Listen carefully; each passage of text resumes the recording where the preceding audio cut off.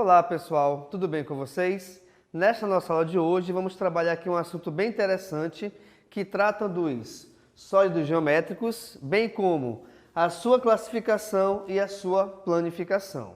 Sólidos geométricos, eles se classificam em dois tipos, tá? Eles podem ser poliedros ou podem ser corpos redondos. Um sólido é considerado poliedro quando ele tem mais de uma base.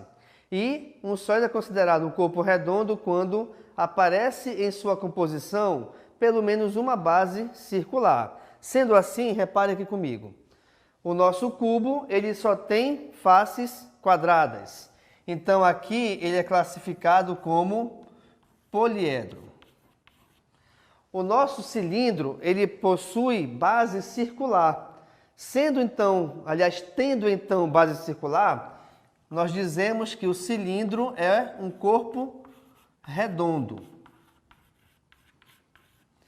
A nossa pirâmide, que é um outro tipo de sólido geométrico, ela pode ter mais de uma base e não aparece círculo nela. Sendo assim, ela é um poliedro. A mesma ideia nós temos aqui para o prisma. O prisma também nós temos várias faces. Além disso, em sua composição não aparece nenhum círculo. Sendo assim, esse prisma também é um poliedro, certo? Agora, o que é, além dessa classificação, o que é nós fazermos a planificação de um sólido geométrico qualquer? Imagine que nós temos uma caixa de sapato e você abre essa caixa de sapato todinha, rasgando.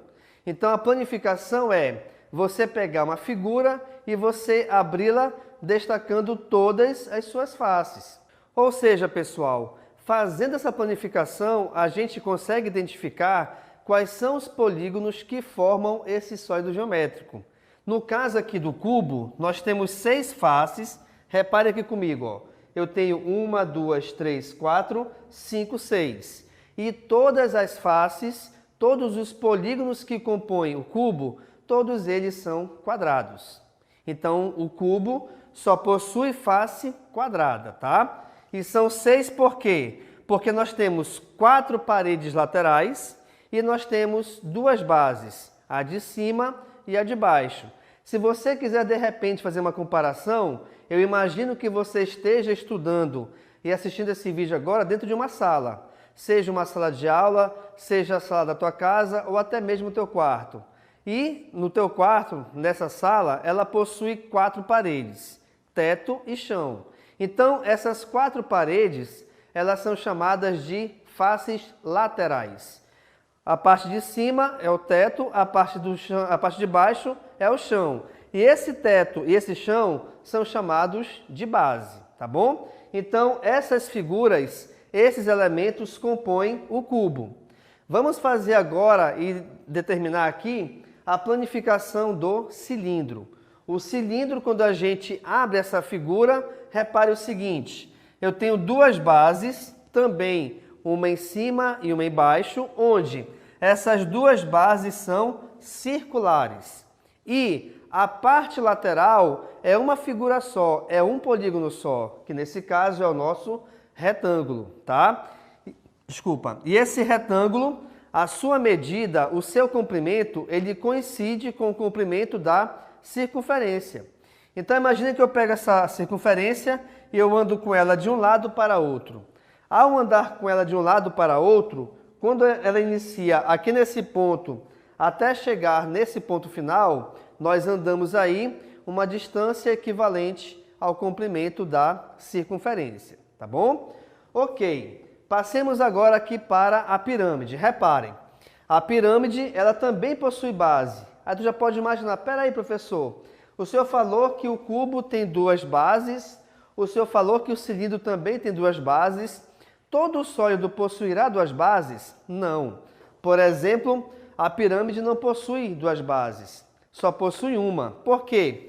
Porque a outra aqui em cima, por exemplo, ela é fechada, tá? Então, só possui uma base. Nesse exemplo aqui, quando a gente abre a pirâmide, repare o seguinte, a base dela é um quadrado. E as suas faces laterais, todas são triângulos. Outra coisa interessante de perceber aqui é o seguinte, repare aqui comigo. Pelo fato de a base dessa pirâmide ser um quadrado, automaticamente, sendo quadrado, ele possui 4 lados. Se esse quadrado possui 4 lados, então eu vou ter na minha pirâmide 4 faces triangulares. Então olha só, pessoal, a nossa pirâmide ela pode ter em sua base qualquer polígono. Ah, então de repente pode ser uma base triangular? Pode. Pode ser uma base pentagonal? Pode. O importante é você fazer essa comparação, tá? Independente da quantidade de base, independente da quantidade de lados da base, tá certo? A quantidade de faces laterais sempre será igual à sua quantidade de lados dessa base.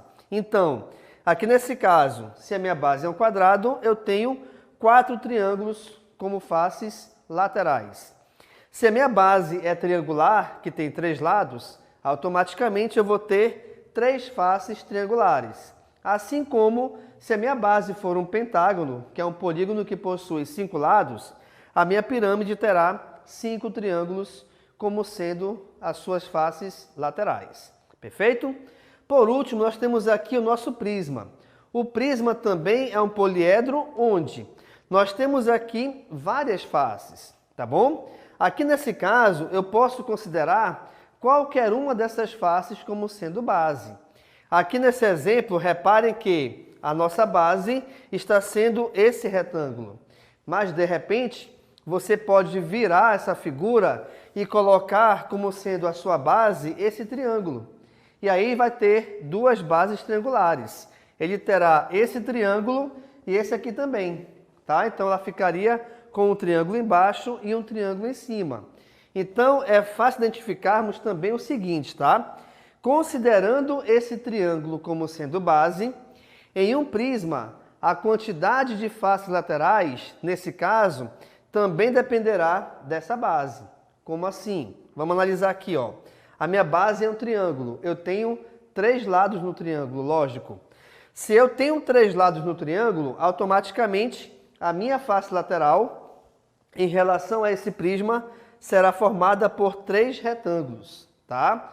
Então, as faces laterais que compõem o prisma sempre serão retangulares. A sua quantidade é de acordo com a quantidade de lados da base. Uma outra coisa legal para falar aqui é o seguinte, pessoal, atenção. Um cubo, ele também é considerado um prisma, tá? Então, também é um exemplo de prisma. Então, esse cubo, ele pode receber 2 nomes. É um prisma de base quadrada ou um cubo.